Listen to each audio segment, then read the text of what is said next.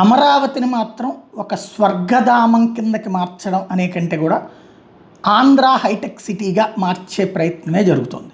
దానికి తగ్గటువంటి అనేక ఏర్పాట్లు, ఎస్పెషల్లీ ఐటీ టవర్స్ నిర్మాణం ఆల్రెడీ ఎల్ఎన్టీకి ఇచ్చారు. ఎల్ఎన్టీ శరవేగంగా చేస్తుంది. దానికి సాక్ష్యం మన హైదరాబాద్లో కట్టింది, అద్భుతంగా కట్టింది ప్లగ్ అండ్ పిన్ విధానంలో. అదే అక్కడ ఆది మూలం కాబట్టి అదొకటి నెంబర్ 1.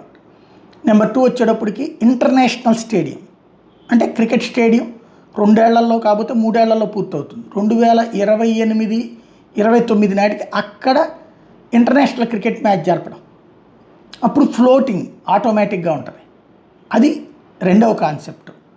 మరొక వైపుని చూస్తే ఈ హైకోర్టు, అసెంబ్లీ ఇవన్నీ భవనాలు పూర్తి, అది కూడా 2028-29 కల్లా పూర్తి అయ్యేటటువంటి ఈలోపు క్వార్టర్స్ ఇవన్నీ కూడా.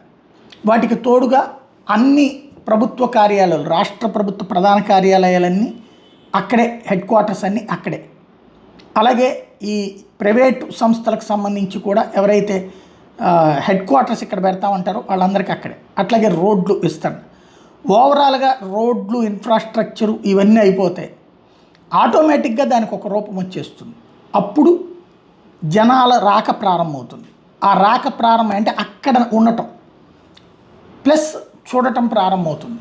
తద్వారా ఒకప్పుడు హైటెక్ సిటీ అంటే కొండ ప్రాంతాలు, ఎండిపోయిన ప్రాంతాలు అన్నటువంటి దశ నుండి ఏ స్టేజ్కి వచ్చిందో అట్లాగా వచ్చేస్తుంది. ఇక ఆ తర్వాత తిరిగి ఉండదు అన్నటువంటిది. అదే రేపు పొద్దున ఎలక్షన్ నాటికి, నెక్స్ట్ ఎలక్షన్స్కి జనాలు ఇవన్నీ మర్చిపోతారు. ఈ సంక్షేమాలు, ఈ కాన్సెప్ట్లన్నీ కూడా మర్చిపోతారు.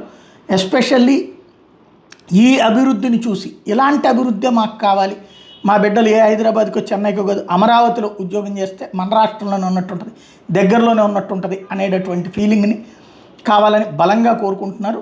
అది సక్సెస్ కావాలన్నటువంటి ప్రయత్నమే ఇప్పుడు తాపత్రయం వేగంగా ముందుకెళ్తుంది.